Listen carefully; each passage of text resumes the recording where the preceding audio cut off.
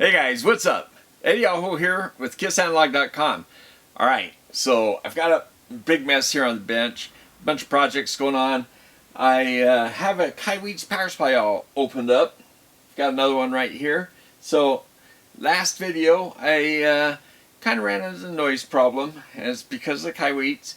And it's something I did a review, links down below, and I think it's an awesome power supply. It seems like it has pretty good build quality. I mean, it's less than $100 on Amazon. So and it has a fine adjustment, the coarse adjustment, you know, on both the current and the voltage settings. It also has a 5-volt, 2-amp USB output, which I haven't even tested that yet. I guess I should. But anyway, the power supply, I'm going to bring you over here and show you this thing, but I found out that, you know, I mean, even during the review I saw that it had some common mode noise problems and ripple noise problems. And common mode noise is when you have the plus and the minus and you have the same signal on both of those relative to your ground, to your chassis ground, then that's common mode. It's common on both conductors to the chassis ground. So what I want to do is I want to bring the camera over here and I want to show you how we can get rid of that, okay? Or at least minimize it greatly. So let's come over here, because, you know, when I did this other video, we could see this 30 kilohertz pretty predominantly in the spectrum on the scope. So we're going to use the spectrum, and I'm going to show you how we can knock that down, okay? So let's bring the camera over, jump into this thing, and try it out. Okay guys, this is going to be the before and after pictures. This is the common mode noise, okay? What I want to show you is the frequency and span. So you might be able to see it's 100 hertz it starts and it goes to 1 megahertz. Okay, so it's 1 megahertz. Basically it's 100 kilohertz per grid, okay? So you can see that arrow right there. It's saying 212 kilohertz is the highest spike right now, okay? Now that's with the ground probe. That's with it connected like this, okay? The tip to the negative and the ground to the ground, okay? But now if I just take off the tip and do this, see the spikes stay the same. The noise floor drops, but we still see the same noise at all these frequencies, the same spikes. So I'm going to do the testing that way just so they're all the same, and I think it gives more resolution on the spikes, maybe, I'm not sure. But anyway, it'll be comparison pictures after this, okay? That way. Now let's look at the differential noise. That is going from positive output to negative output. Alright, and there we are. There's the probes connected like that, and the red is on the positive output, the black is on the negative output, and the power supply is cranked all the way to 32 volts, the highest output. So that's our before pictures. Alright, and just to make sure you understand, when I'm doing the common mode, I'm connecting my ground probe either to the negative or to the positive, either one, doesn't matter, and I can put a capacitor from the chassis ground to the negative or chassis to positive and see that it cleans things up. And then when I do a differential is when you read across the two. So then I'll connect them like that, okay? Or I'll bring this spring and get rid of the cap, and instead of having this big loop right here, I'll shrink that loop real small. Alright, so I've got the top off of this power supply, and let me just zoom in and show you a few things here. Alright, I pulled the cord out of the back of it for a moment here. I want to show you the front. That's where the output is. The red and black wire, and the yellow wire is the ground, okay? And the input is over here. The input power goes through an EMI filter up here and then back down here through these bulk capacitors to the main converter, okay? And then over here there's another converter for the 5-volt output and there's some smaller power supplies in here to run some of the other display functions and so on. Our main output comes down to this big choke and all these capacitors. There's another choke right here standing up, and then it goes to this common mode choke. That's what that is. They actually use two different colors of magnetic wire on that green core. And then there's a reverse voltage diode right here, and there's a small blue cap in there. That's across the plus to minus. And then what happens is, see that big pad there and the big pad on the other side? There's wires, the red and black wire take off from that to go up to our output connector. Okay? Okay, so what I want to point out is whenever you have one of these common mode chokes, you have capacitors on each conductor going to chassis ground. And that's what common mode filtering is all about. As the two signals are coming through, they hit this choke and then they go through the capacitors to chassis and are filtered out of your power. Okay, and then over here we do have these little capacitors that almost look to me like they would be what we call Y capacitors, capacitors that go to chassis. And since there's a script terminal there, that's what I would think they are. And they're right around the converter section, so I think they're trying to do some filtering for common mode choke or common mode noise. But then their common mode choke over here does not have those capacitors close to it, and you want them to be right here. So I want to show you what happens when I try to do that. First of all, you know what? Here, let's zoom out just a little bit. Okay, what I have here is my scope probe, and I just have the ground connected to the ground of the power supply. And then the power supply is coming this thing. I'm going to just turn it up. Got to plug in the power first, and I'll turn it up. And then we'll look at the noise, okay? Alright, now what I have is a 0.22 microfarad cap, okay? This happens to be a safety cap, an X2 cap. But here, let's go ahead and try that. Now what I want to do is I want to show you that as the noise comes through this way, it hits a choke, and then if I put the capacitor on this side of the choke here, let's look how I'm doing this. I'm going to touch this point right here, touch this. Okay, now look at the screen. Okay, see that? We see noise at about the first three grids maybe, that's 300 kilohertz. Then look, remove it, you see all that high frequency noise pop up. But it didn't do a lot for the low frequency, right? The 300K and below, or say even 400K.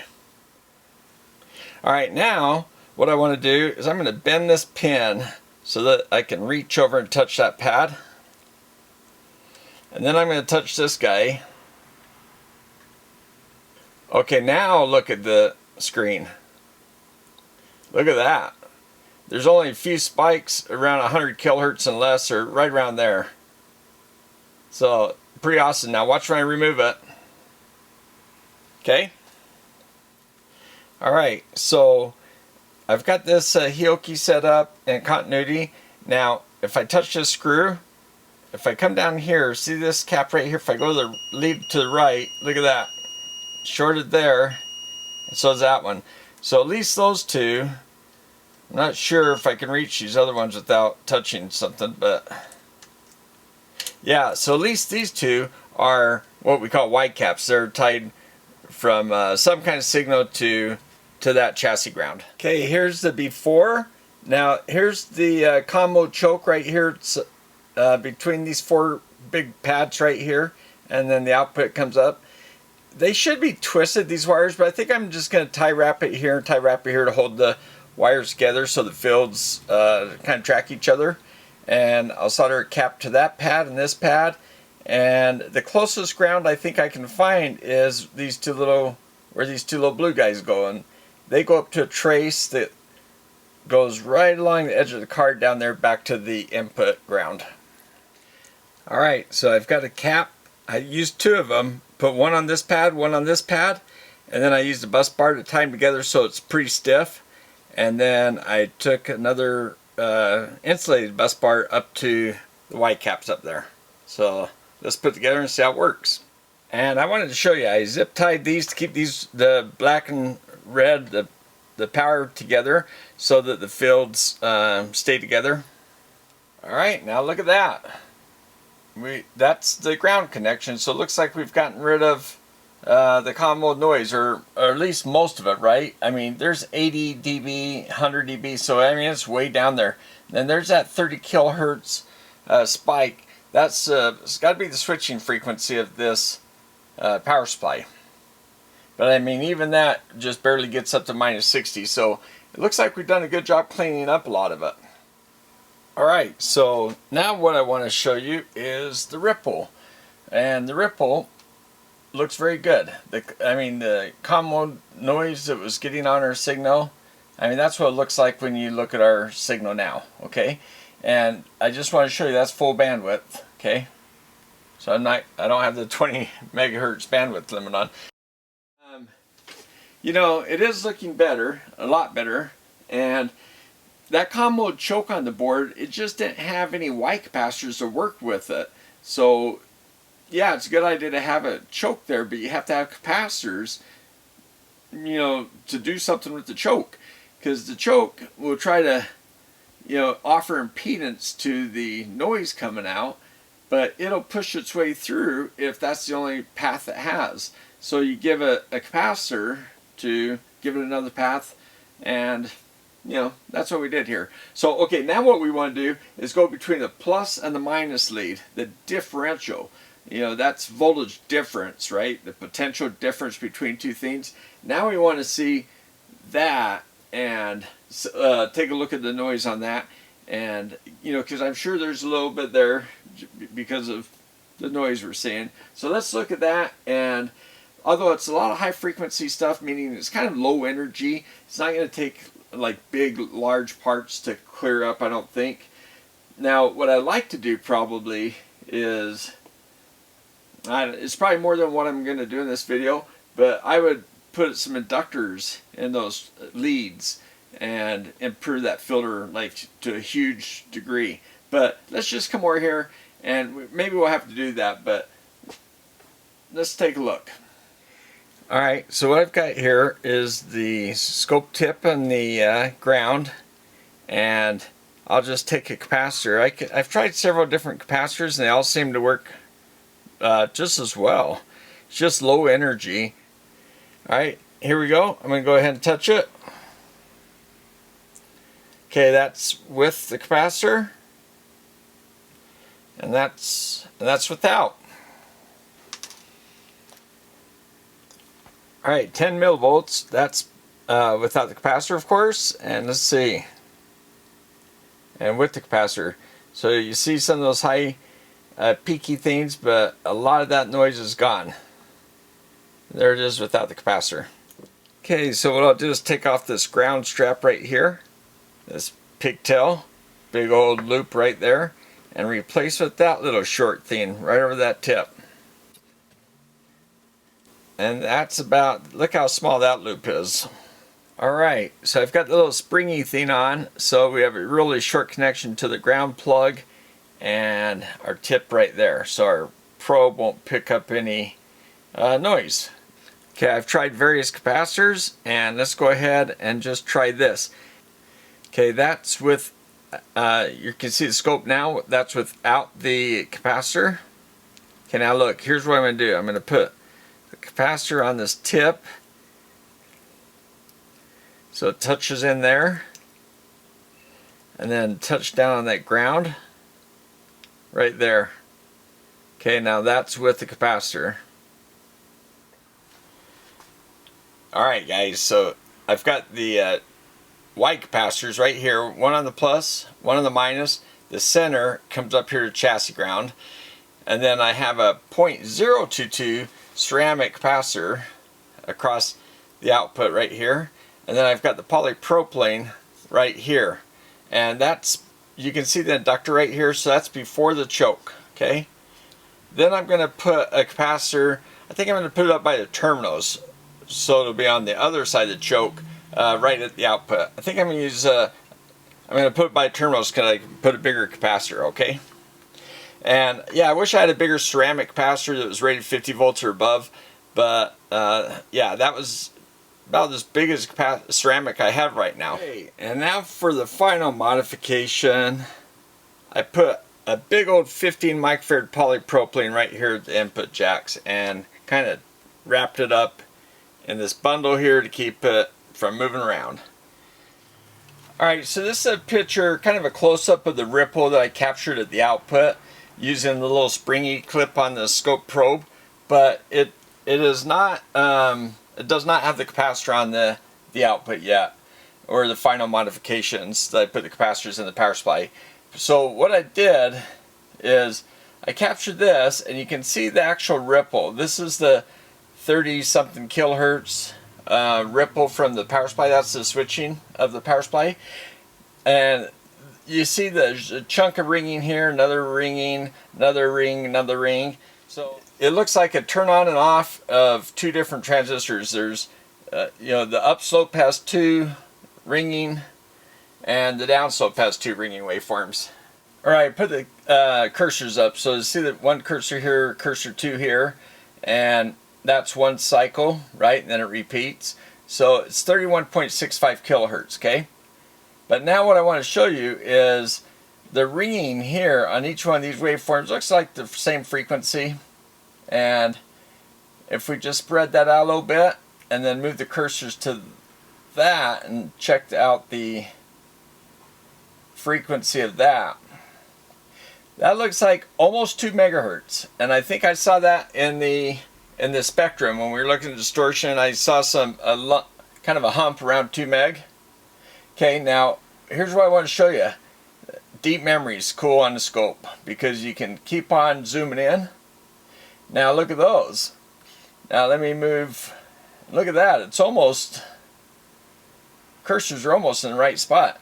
And that is 52 meg. So right around 2 meg and right around 53 meg, I'd say there's two ringing waveforms.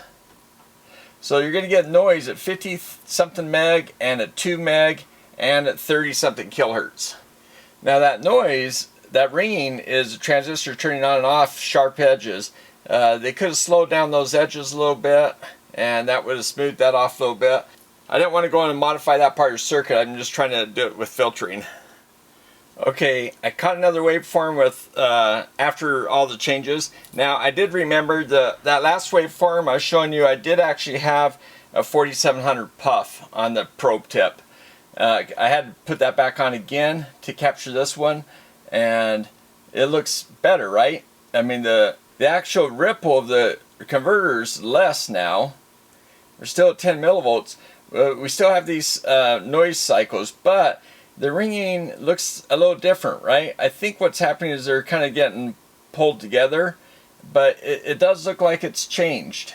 So if I zoom in now, it looks like we only have the 2 meg. Is that still 2 meg? Yeah, so we have the 2 meg. And then if we really zoom in, we might be able to see a little bit of that 50 meg left. Yep, that's what's left of it. So it looks like we almost killed the 50 meg. Almost, I mean, practically killed it. The 20 meg looks probably better. It looks different though, right? Instead of 4 distinct clusters, it's almost like one of the clusters is almost gone and it's blended into the first. So yeah, that does look better. One thing I want to explain is this is at 10 millivolts per division, okay? So that's on a 30 volt output. So that's actually pretty small. It just looks, you know, it doesn't look great, but that's because we're zoomed in so close. See, at 100 millivolts, it just looks like that. I mean, it's, you know, it's looking much better. Okay, so the common mode noise, the ground is connected to the negative, and the red is connected to the ground, the green, you know, the chassis ground, the power supply. You can see there the noise floor is up about 80 dB and the peaks go, you know, above 60 dB. Okay, now I'm going to disconnect the positive one so you can see the waveform looks the same, the noise floor just drops. So that's how I was doing the comm mode before, is just with the ground connected. It's the same noise, it's just at a different reference level. Basically the noise floor drops when you don't have it connected. You know, we're not putting 30 volts across the probe. So I was just thinking that that might be the best way to look at a small signal. Not sure if it makes a difference, but I don't really see it making a difference. Okay, and so for the differential, the ground of the scope probe is on the negative input, and the tip is on the red, the positive input to the power supply. So this is the after shot for differential noise. And you can still see the spikes, but they're not like they were before. Remember, they were these long noisy spikes? Now, you know, it still looks like a lot of noise, but this is all under 60 dB, at least up to, you know, up to about 800 kilohertz. And then there's a couple of spikes go a little bit higher. Now, so minus 60 dB, so 0 dB is 1 volt, right? And then minus 20 is 100 millivolts, minus 40, 10 millivolts. So this is like 1 millivolt of noise. That's essentially 1 millivolt of spikes there. And then, you know, even less than that for the noise floor. So yeah, it's still a switching power supply, still has some noise. We could do a better job even still, but that's a lot better. I think we've improved it quite a bit. And that's without the spring E-clip. Alright, you know, it's looking just a ton better. And it's just taking a few capacitors. I could add a few more. I mean, there's other things you can do to just keep filtering. Another thing I've done, which I didn't show in this video, is the DC-DC converter that I was testing, where I saw the spectrum coming, 30 kilohertz intervals from this guy. When I connected that board up to the power supplies at Kaiweets, the differential noise looks really good. And so, because there's capacitors on the DC-DC or the buck regulator, right? So those input caps essentially do the same thing as that last cap I added. But, you know, sometimes we're not going to have a power supply with capacitors and things like that. So it's nice to make the power as clean as we want coming out of it. And you know what, maybe in the future we'll take a look. But maybe in the future, maybe I'll even add some inductors and do a little bit more cleanup on this thing if it causes any more troubles. But yeah, have to do more testing. But right now, it looks pretty clean, right? 3 caps, pretty easy modification. Yeah, I like it. Let me know what you guys think. I want to give a thumbs up to my Patreons. I really appreciate your support and appreciate the support of all you guys watching videos and all that kind of stuff. And oh, you become a patron for as little as $1 a month. But yeah, thanks a lot, guys. And let me know what you guys think of this. Comment, thumbs up. That helps YouTube analytics. Appreciate it. And see you next time.